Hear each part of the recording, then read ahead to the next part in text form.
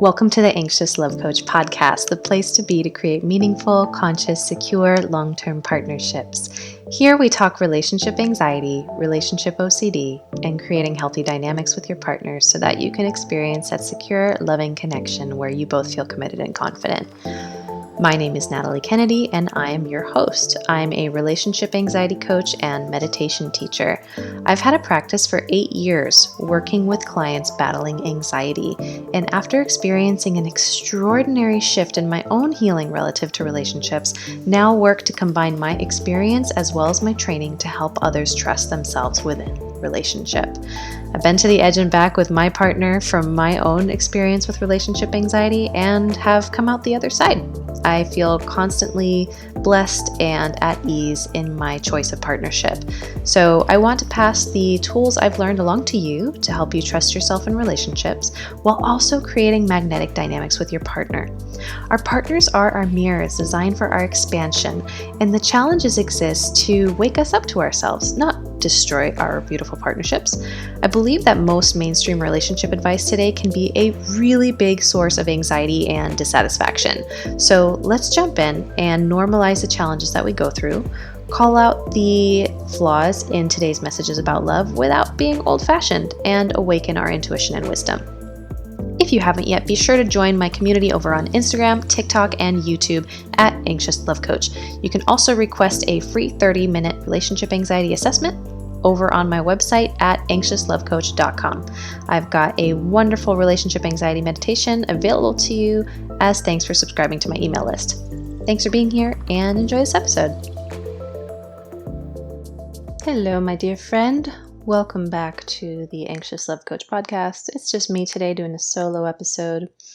And this episode is probably one of my more uncomfortable ones. Do I say that in every episode? Maybe, but like this one is particularly squeamish for me because we're going to be talking about the topic of pornography, in particular, usage of pornography, porn addiction, and kind of the spectrum of, I guess, getting sexual attention elsewhere. Obviously, there's a big span of it. You could be flirting, you could be looking at Instagram models, you could be looking at TikTok models, you could be watching pornography, all the way to more maybe what might be socially considered extreme forms. Going to see escorts or happy ending massages, or even to the extent of having an affair, or maybe even having an open relationship, or really going into polyamory. There's a whole spectrum of engaging sexually with people that are not your monogamous partner.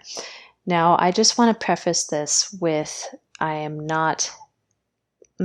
want to say I'm not a professional. I have my own expertise through my trainings and my understandings of polarity and relationships, both through personal study as well as my personal experience. But I just want to say that take everything I say today with a grain of salt.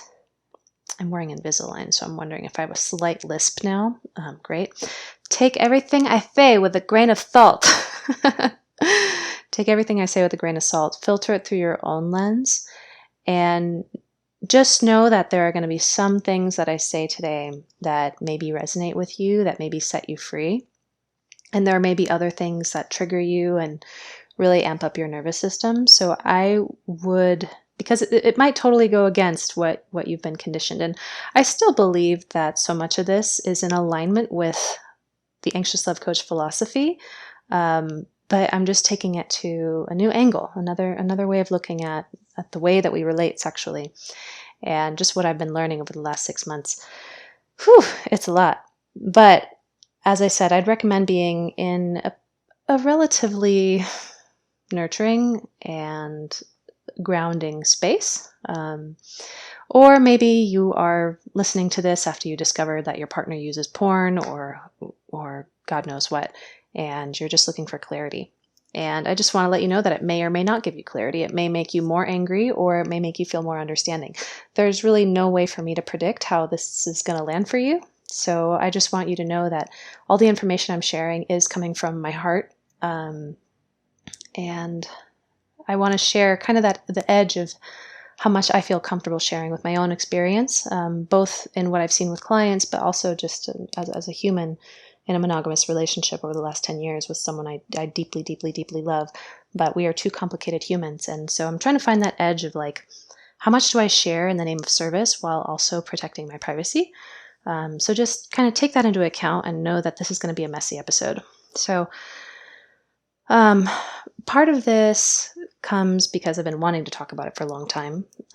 But also I've just noticed over the last couple of weeks, people have been asking me. I just released Sharon and I just released our online program, Both Feet In, which was a 6-month women's program that covered how to overcome relationship anxiety, but also how to enhance polarity in a relationship, or separateness or oppositeness, so that you can desire each other more. There's definitely a little bit of eros and sexuality in there, sensuality.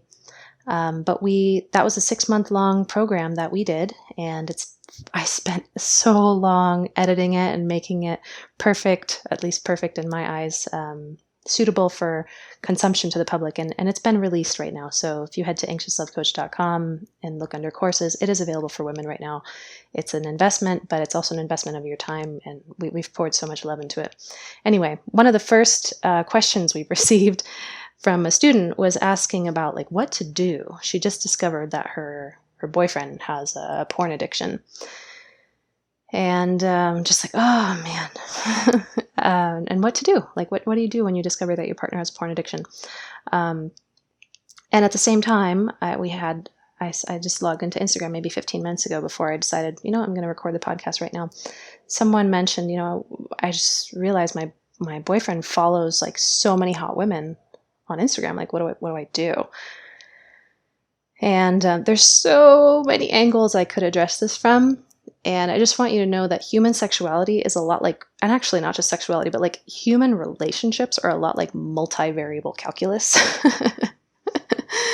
And so like, let's go back to math class for a moment. And if you haven't taken calculus, I'm sorry, this analogy might fly over your head, but I hope you have taken it, or at least some kind of like higher level mathematics. Ultimately, you can figure this analogy out through any other study, but I'm going to use a mathematics analogy because I'm secretly a math nerd.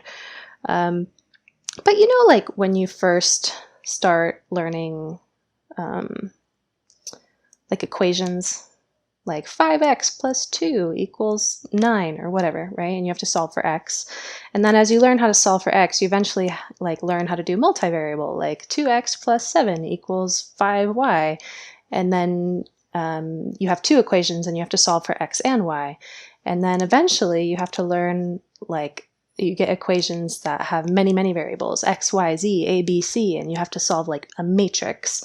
And you have to use all these different variables and go through all these angles and cancel out variables. And it's like this whole complicated thing because there's more variables. And I think relationships are the same way. There's a lot of variables. And you really, before you start playing with a lot of variables, I mean, you can, but I recommend that you learn how to solve for one variable before you start trying to solve X, Y, Z. And before you start doing multivariable calculus, I say learn one variable calculus. And I think personally, this is my opinion, people might disagree with me, but this is the analogy that I use that helps me understand it. Monogamy is like single variable calculus. Solve for the one person that you are with. And then once you have gotten good at solving with one person, then we can explore, like, then you set a foundation to learn how to solve multiple equations and juggle your energies with multiple people. Press and I are monogamous, but we definitely kind of, in the last 10 years, we feel so good about our relationship, so stable, that like we're entertaining, I guess, the idea of playing just energetically with other people. Not sexually, but like I said, energetically, through Argentine tango, through maybe even allowing some light flirtation and like making it a conscious decision, as opposed to finding out behind your back that something is going on, right? So it's worth having this conversation that sexuality, by its very nature, what we find sexy is often the thing that's taboo. We often find the thing that's wrong is what's sexy. And it's just something we need to take into account, that the more wrong and shameful we make something, the more alluring it is. If I tell you not to think of an elephant, what do you think of? You think of an elephant. If I tell you not to cheat, and cheating is forbidden. If I tell you looking at that woman is forbidden, guess what? You're going to want to look at the woman. And so we need to understand that desire, the way that desire works, is inherently in the fact that you've made something forbidden. You have also made it desirable. You've also made it alluring. And from one angle, like the psychology angle, it's like, oh, well, you're a lot of people might say like, oh, you're only unattracted to unavailable people because there's something wrong with you. I say that's only kind of partially true and only from one angle. That's like one variable in one equation, that there's many variables in this entire equation. On the one hand, yes, it's like our wounded inner child wants to prove themselves and thinks that getting that person is going to make you finally feel worthy. Yes, we can work on inner child healing, and maybe you won't be attracted to that person, sure.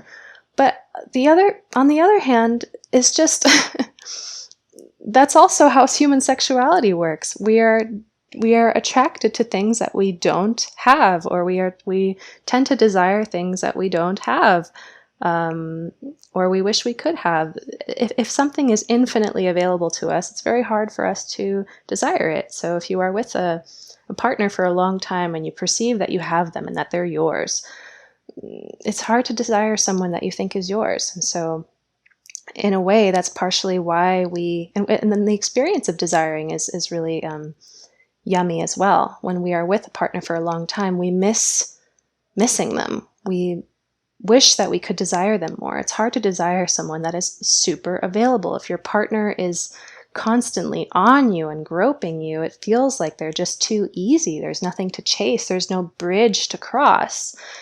And that's why I say maintain your separateness in a long-term relationship. Have room. Leave each other room to desire each other.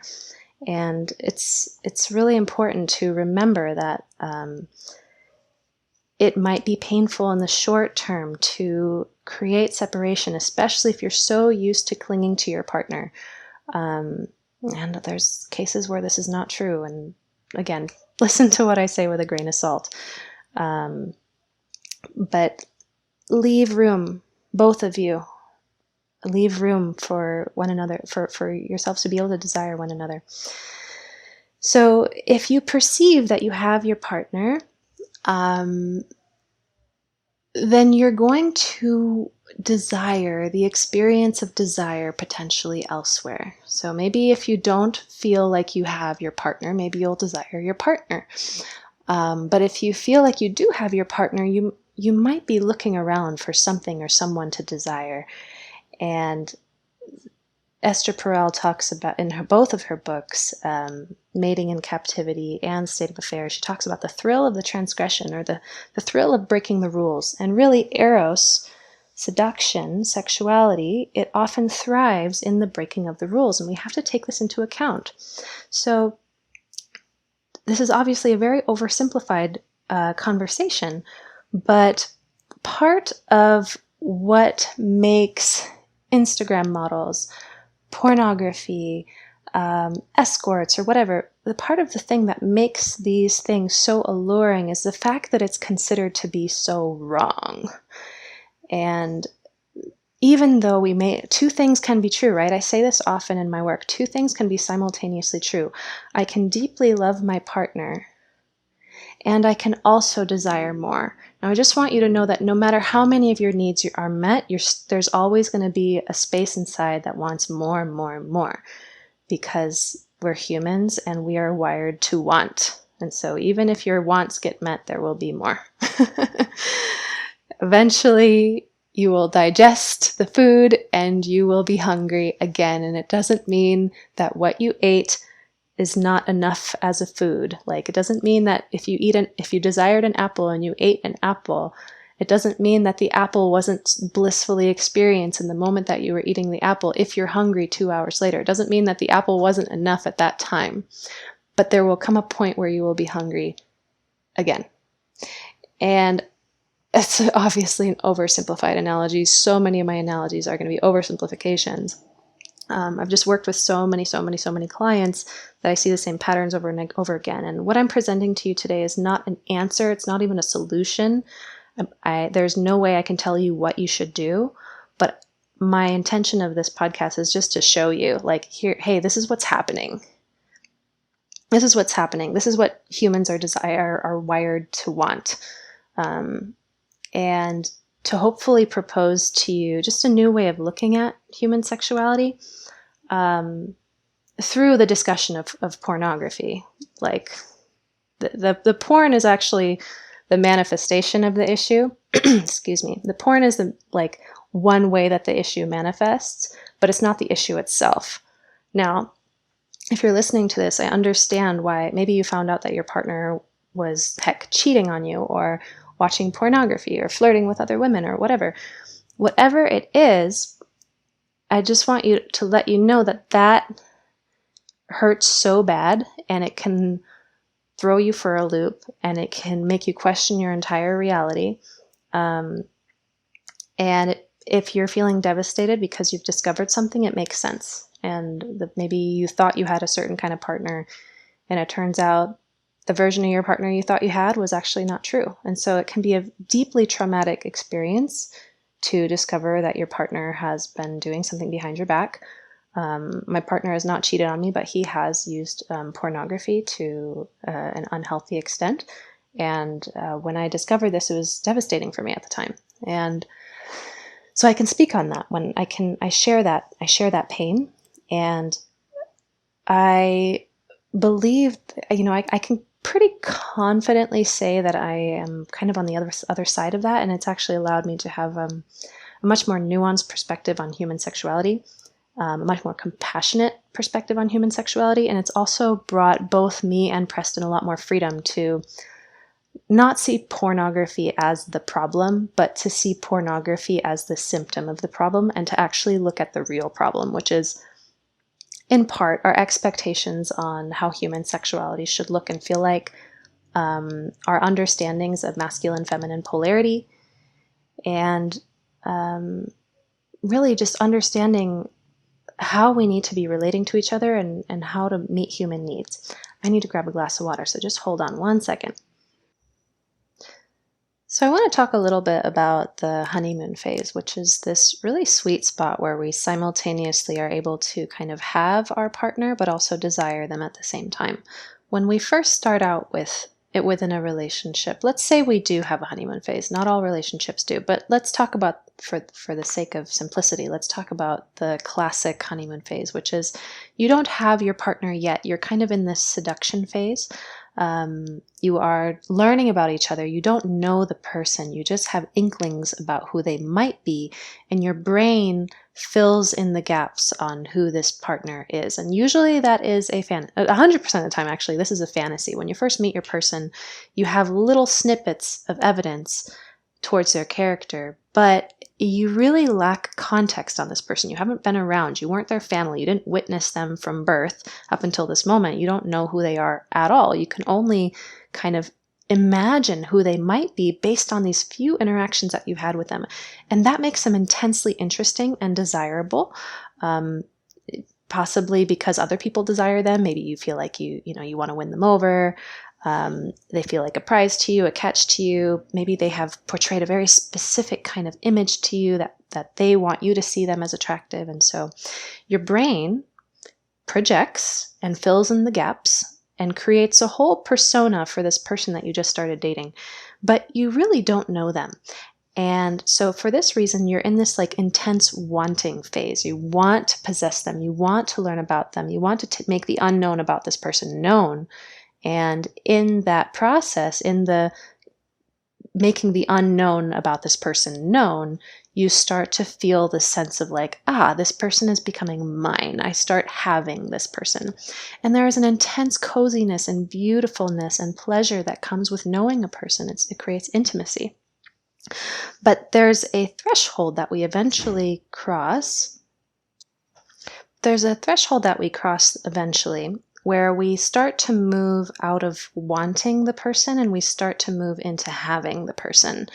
And kind of in the middle of this threshold, that like sweet spot, is where we simultaneously love and know our person, but we're still somewhat new, and so there's still a sense of desire and not knowing the person. And that sweet spot is really wonderful. That's why we call it the honeymoon phase, because we're able to feel cozy with and safe with at the same time as we have newness and adventure with. And this is really, really delicious. It's like, how do you want what you already have, right?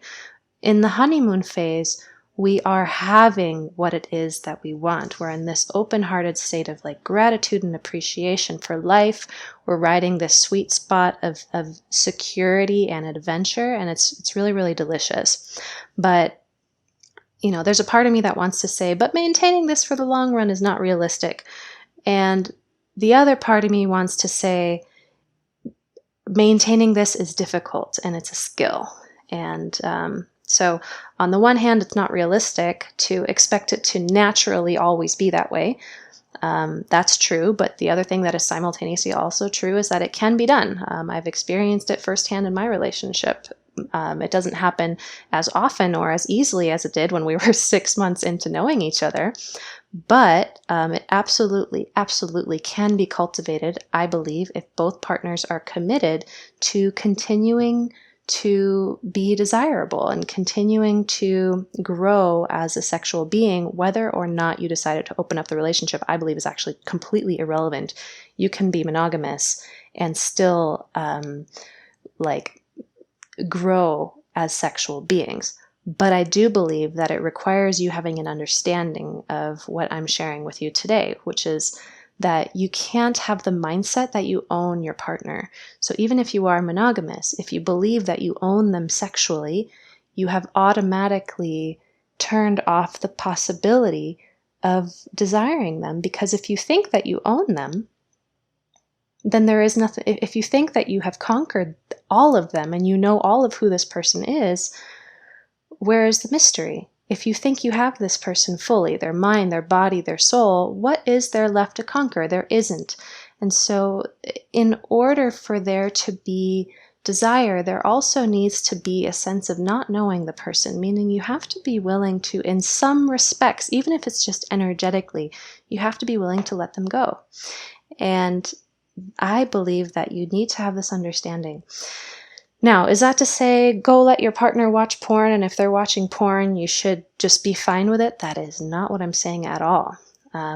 What I am saying is that we need to realize that if we want to have sexual tension in a relationship, we need to be willing to realize that your partner is a separate being with desires that you know nothing about, and that's a good thing. Now, I need to tread lightly here, because it's like, okay, Natalie, but to what extent? Do I just let my partner watch porn?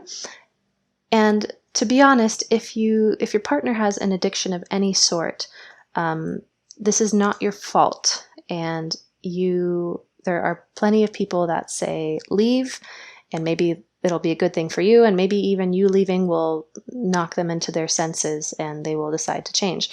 I don't know. I don't have the answer to that. I will say that my partner had an unhealthy relationship to porn for a long time, and he has come out of it, to my knowledge, and it was not of my doing. It was something that snapped him out of it eventually, and I know that it is I'm guessing it's a daily battle. I don't know. I haven't had a porn addiction. I've had an Instagram addiction. I've had a TikTok addiction, an internet addiction, a scrolling addiction. Addiction is addiction. Some of them are socially acceptable and some of them are not. In my opinion, porn in and of itself is not a problem, just like cell phones are not a problem, just like the internet is not a problem, just like sugar is not a problem, just like alcohol is not a problem. The thing itself is never the problem. The question is, how is it being used? How is the porn being used? Are you using it compulsively? Or is it something that, adds a little bit of interestingness to your life? How are you using social media? Are you using it to get inspired, to learn new things? Or are you using it to fill a void inside, right? So, and to what extent? Because on the one hand, coping mechanisms can be very real and very helpful. God knows during COVID, we were all coping in some way, and there's nothing wrong with that. So again, I'm not proposing a solution. I'm not proposing an answer. I'm just saying it makes sense. It makes sense why this is what we're coming to. Now, there's a whole, I could talk about why so many people, men especially, are turning to porn nowadays, especially those in long-term relationships and those who are maybe single. I don't know that that's what I want to cover today. I have a lot to say and I have notes, but as you guys know, I tend to go on tangents. But in a nutshell, I believe that pornography is a way of engaging with, I'm going to use a polarity perspective for now. It's a way of engaging with pleasure. And the same goes for alcohol, sugar, to a degree, social media. It's a way of engaging with short-term pleasure without having to put in a lot of effort. If you think about it, when you go out into the dating world, you have to put in a lot of effort. You have to prove yourself. Maybe you want to like work out and make sure you look good. You have to make sure you dress well. You have to make sure your breath doesn't stink. You gotta style your hair. Like, you want to be attractive, right? It's all this work to be desirable. And it doesn't, even if you like try really hard to be desirable, it doesn't guarantee that you're gonna like find a partner, and it doesn't guarantee you're gonna get love, and it doesn't guarantee that you're gonna get sex and intimacy. And so porn is kind of a really easy way to get pleasure without having to do all that work. And on the one hand, this is, like, what a relief that exists. But then it can become this crutch, and it's an easy way to get pleasure. It seems in the short term that there's not really any consequences. You get off, you feel good, you feel relieved, the tension is gone, that your difficult emotions that you have to face from childhood, you don't have to do that. You can just like get a moment of just a lot of sensation, especially if you're really disconnected from your body. If you're really disconnected from your body, porn is a great way to make you feel something. Alcohol is a really great way to make you feel something.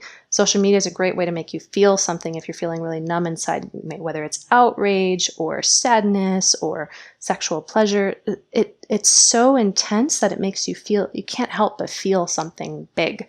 And if you're going through life feeling pretty dead inside, this is a quick and easy way to feel something without having to put in a lot of effort. And so I just want to say I understand that. I empathize with that. As you'll notice, I'm not talking about like porn. I'm actually just talking more so about addiction in general, because as I said, I don't think porn is the problem. You know, a lot of us get into this conversation by realizing that someone that we love has a porn problem. But addiction, it really works the same all across the board. It's to avoid difficult feelings and to feel pleasurable ones. So I empathize with that. I can understand that. I'm not above that. And that's why, like, when I found out that Preston had been using porn throughout our relationship for several years, I have multiple sides of me. On the one hand, I'm like, I get it. I have my own vices. And on the other hand, I'm like, man, damn it. You're human. And some people will leave, and that's a great thing. And some people will decide that they want to see where this goes. And that's what I chose. And it ended up being a decision I don't regret. I'm very happy in my relationship. My relationship's very messy. A lot of you guys put Press and I on a pedestal. You really shouldn't. We're two fucked up human beings, and I just happen to talk about it. But I assure you that we're not perfect. And if you think you want my relationship, I don't know if you do. I really don't. I don't know if you want my relationship. I'm very happy with it, but there's plenty of problems. And I don't post about a lot of the problems, not because I am selfish and, don't want to be authentic, but honestly, I couldn't possibly give you all the context in my life unless I had a camera on me all day long. And it was like the Truman Show. You can't possibly know everything that Press and I have been through. I can show you the highlights and the lowlights. And based on that, your brain is going to fill in the gaps of what you think our relationship is like, and you will be wrong every single time. So just don't put people on pedestals. It ends up hurting everybody. It ends up hurting you when you realize that the people that you looked up to are not so great. And it ends up hurting the people you project on, because sometimes we get attacked when we don't live up to the fantasies that people create of us. We're kind of, if you really love my podcast, maybe you're in like a little honeymoon phase of your own with me, So you're like, oh, there's more to discover about Natalie, and I'm sure she's awesome. No, I'm not. I've got some great qualities, but I've got some not so great ones too. Anyway, that was a little tangent. So the one thing I want to talk about actually, and I don't think this is being talked about enough in the conversation around pornography is, and actually I'm going to just give Preston credit for this, who will be editing this later. Thank you, baby. This episode came in part from a conversation that he and I had recently about pornography. And we've both been taking a huge interest in masculine-feminine polarity recently, over the last 6 months, partially for each other. You know, when there's a lot of polarity in the relationship, again, I don't mean, it doesn't have to be heteronormative. It's just these are energies like yin and yang. The more we can create magnetism and opposite, the more tension, sexual tension, more attraction we can have. You can have this in a same-sex relationship as well, or in a queer relationship as well. It doesn't matter. It's not about gender. But we have been working on our respective energies. So I would like to go more into my feminine energy. He would like to go more into his masculine energy, both as a gift to the partnership, but as a gift towards ourselves too. I personally really like being in my feminine energy. He likes being in his masculine. So as we look back on our relationship throughout the years, I think both of us had subscribed to this idea that your partner should be your everything. And I think we have hopefully been listening to my podcast for years now, and you understand that like that is not possible. It is not possible for your partner to be your everything. And we feel comfortable around that. But this is season 2. Like, you guys have been following me for years, hopefully, or maybe you're new.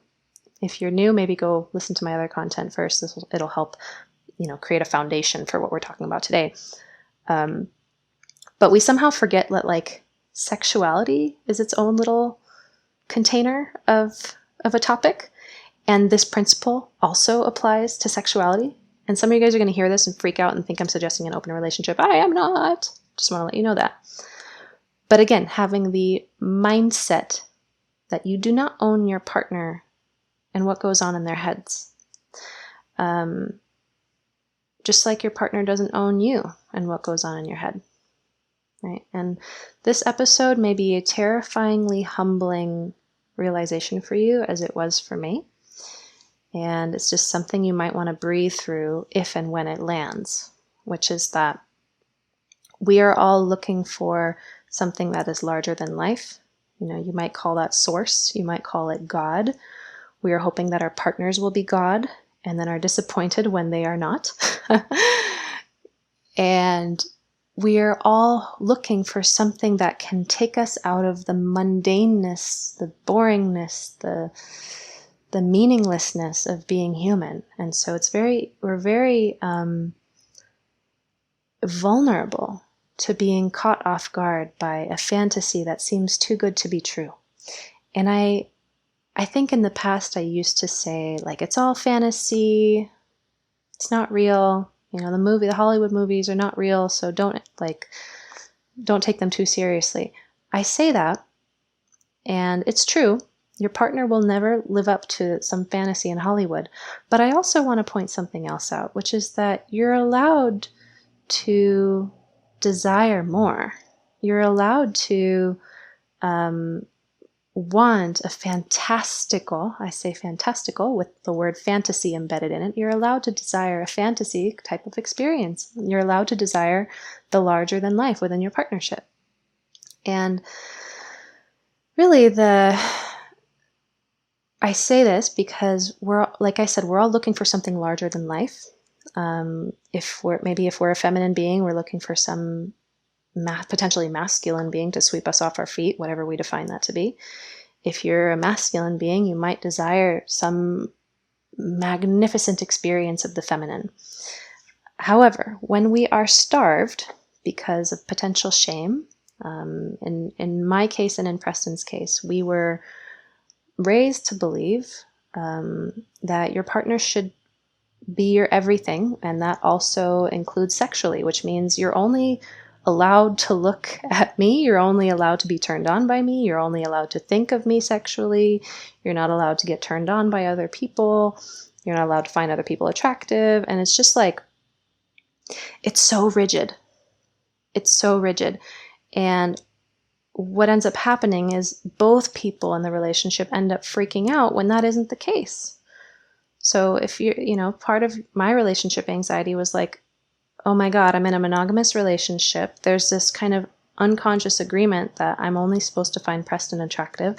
Oh my God, I found someone else attractive. I must be a horrible partner. Or the opposite, my partner's only supposed to find me attractive. Oh my God, he found someone else hot. That must mean I'm not good enough, or it must mean he doesn't love me.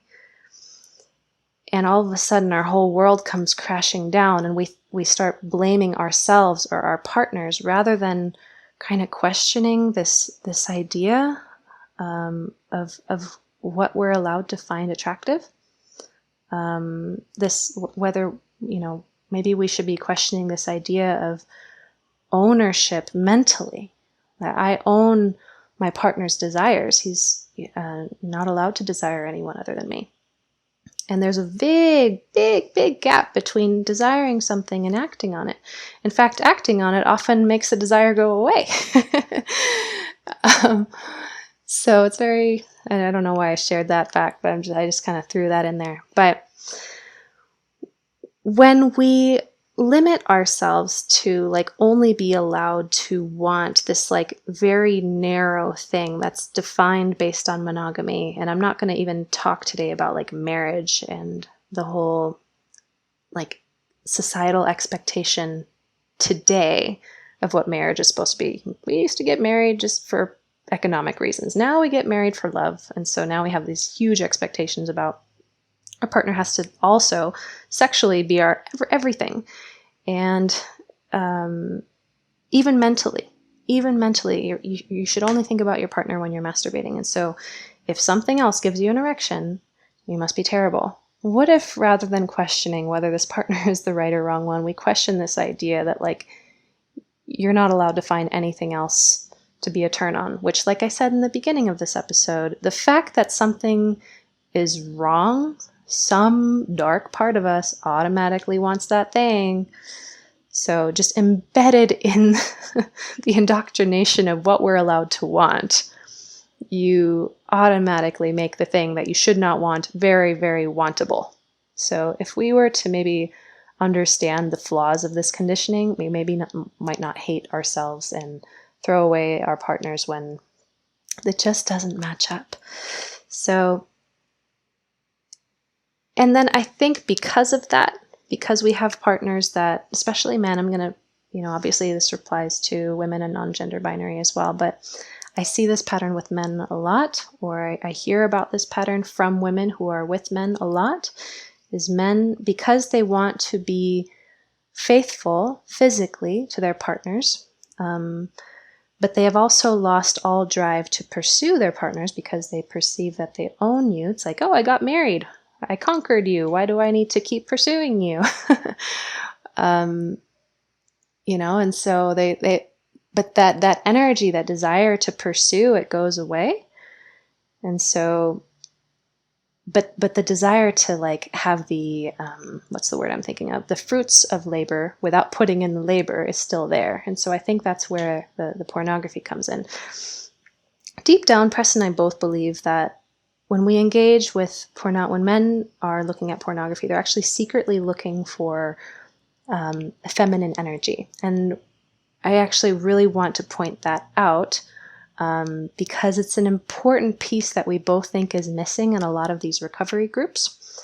Because if you hear about like men who are trying to stop masturbating to pornography in particular, they'll often find themselves in these like no FAP groups, like FAP being like masturbation, no masturbation groups. And what they'll tell you to do, what they'll tell these men to do instead is rather than masturbating and watching porn, you should like get a hobby or like get a psychologist or like make some friends or be social and all these things. And that's all wonderful. Go into nature, right? That's all wonderful. But it neglects to have the conversation that, maybe we're needing more feminine energy. And like I said, we're all looking for God. And maybe you're looking for God in your partner, and your partner is just On the one hand, they are God, and on another hand, they're not. 1 second here. There we go. This is the part that is kind of going to be painful to understand. You are a tree, and your partner is maybe the relationship is like New York City. It's like a big city. And you are this big, beautiful tree in New York City. And you are a tree that has lots of flowers, and you're very luscious, and it's like a really healthy, bountiful tree that meets lots of needs. Maybe it grows apples and oranges and all sorts of like different things. And you bring a lot to this person that's in the relationship with the tree. But you can't compare a tree to a forest. And I'm not saying be polyamorous, but I'm saying that we are trees in relationship with other trees. And it's impossible to, I don't know, from maybe a certain angle it's possible, but from another angle, it's impossible to expect your tree to give you the same high as the experience of a forest. Like imagine a tree inside New York City. Okay, it's not the same as going into a big forest in nature and just being bathed by Mother Nature, right? So this is what I'm saying when I say that men are looking for the mass bounty of feminine energy. And some men get it through porn, although I will argue that porn is it's like trying to, it's like sipping Mother Nature through a straw with your eyes like blindfolded. And you're like so hungry that like you're trying to squeeze as much as possible out of this straw because you're starving inside, as opposed to like going out and bathing yourself in Mother Nature. You don't need to sip Mother Nature through a straw, which is what porn is. Like there's so much like better sources of feminine energy than pornography, but it takes effort to go out into the forest. Like you have to put on your hiking boots, you have to go outside, you might have to like work out and make sure you're in shape. Personally, the way that we are currently getting our needs met, because I have a need for masculine energy, we get it through dance. And so Preston has recently just started picking up dance. And he said that when he just allows himself to just talk to other women, not even in a flirtatious way, although that can be fun too, just talking to women, just being around women, just listening to women laugh, just talking to the waitress. I think in his culture, he was like very shy. He grew up very shy and had a lot of shame around his sexuality. And especially when he entered into a relationship with me, he told himself he's like not allowed to engage with the feminine in any way. And so as a result, that desire didn't go away, but he wanted to be faithful. So he turned to porn. And on the one hand, we can look at porn as like totally destructive to the relationship, but from a more unconscious, like dark side, it's also kind of what held things together in a weird way. It's like, what purpose was the porn serving? The porn serves, like he's getting his need for feminine energy met without going out and using escorts and cheating on me or whatnot.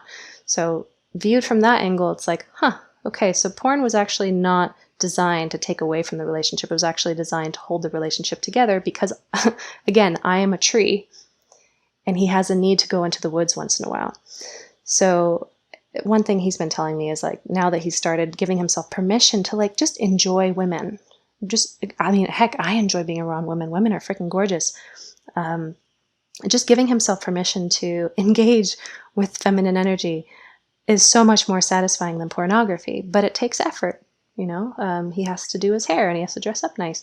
The irony is that in allowing, I don't even want to say allowing because I don't allow him to do anything. He does what he wants and there's consequences and there's non-consequences. But what I'm saying is like, I'm not protesting against him engaging with the feminine, mainly because although it hurts to sometimes not own him,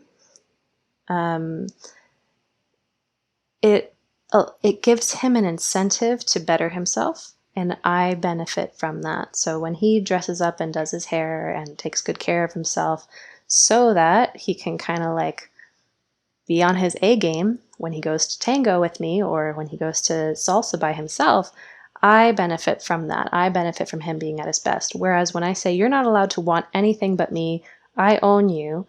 Well, what's the incentive for him to better himself, you know?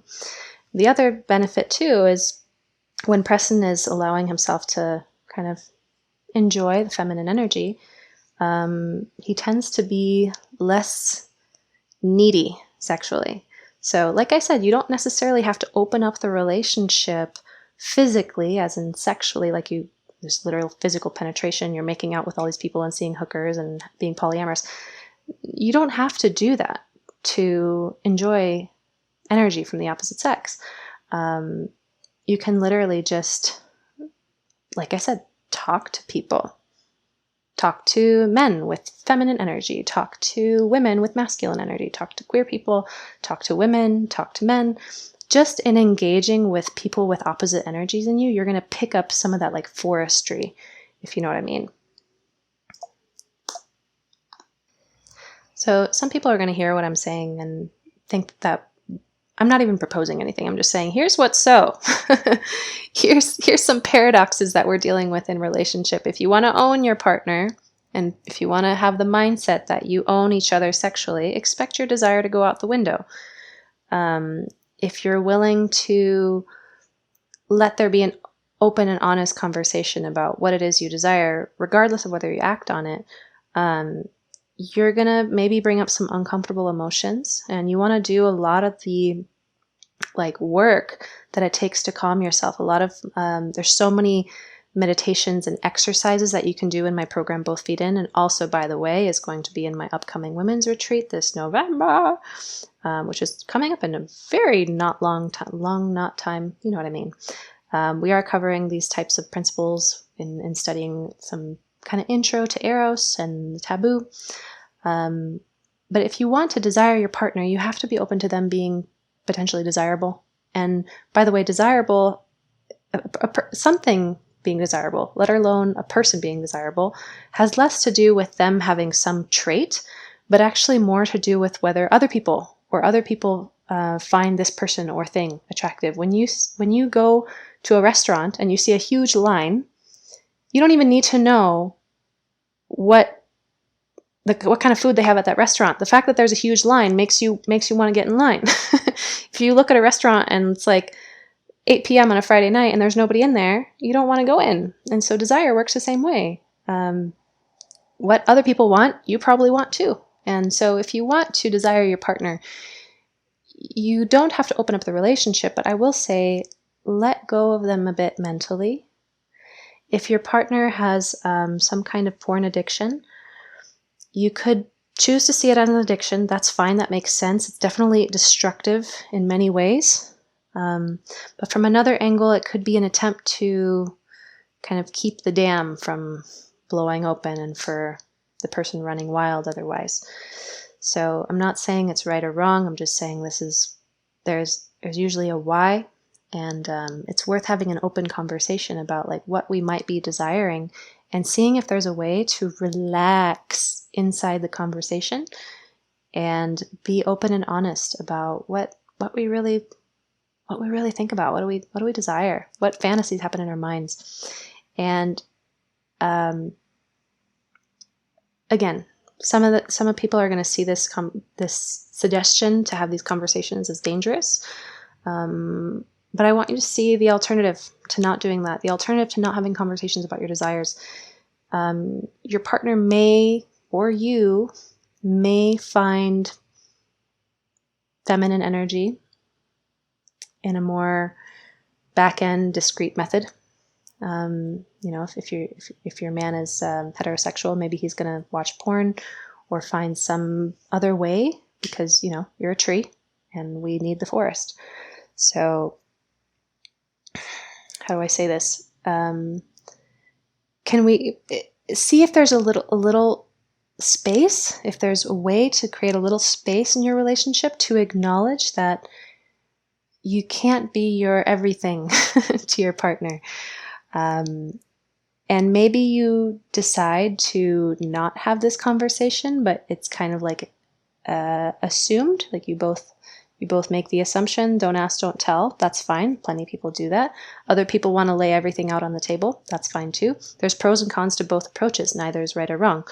Is monogamy better than open relationship? No, they both have their own pros and cons, their own pains. So you have to decide what kind of pains you want. More honesty is not always better. Sometimes it is, sometimes it's not. You get to decide. The point is, if your partner has a porn addiction, you're not going to be able, there's nothing you can do to make anyone stop, because this is a decision that someone else makes.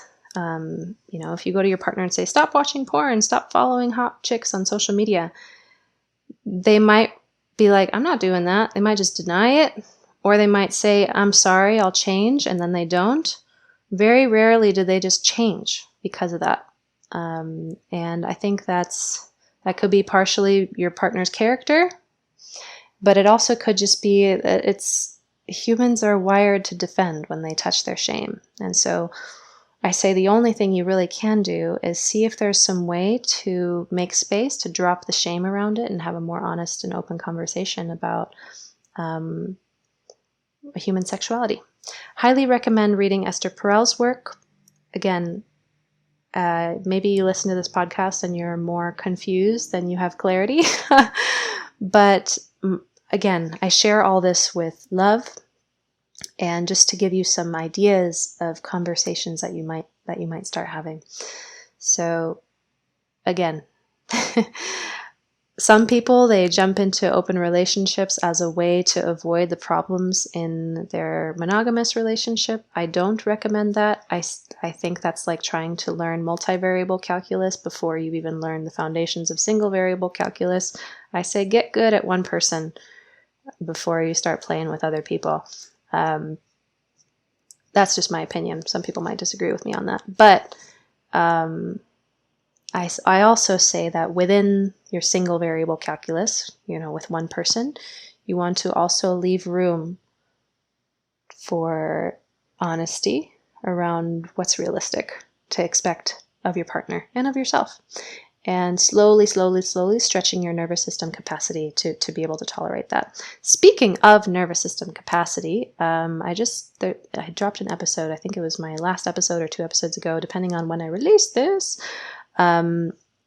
Sheridan is my co-coach. Sheridan is hosting her very first program of her own, and it's also our very first program for both men, women, and people who are not in gender binary. This is a nervous system attachment-based program. If you are wanting to learn how to have these conversations and not go into fight or flight or freeze or fawn, this program is going to help you a lot. The other thing that we have going on right now, as I said, is Both Feet In, which was our 6-month women's group program. It is now available as an online course.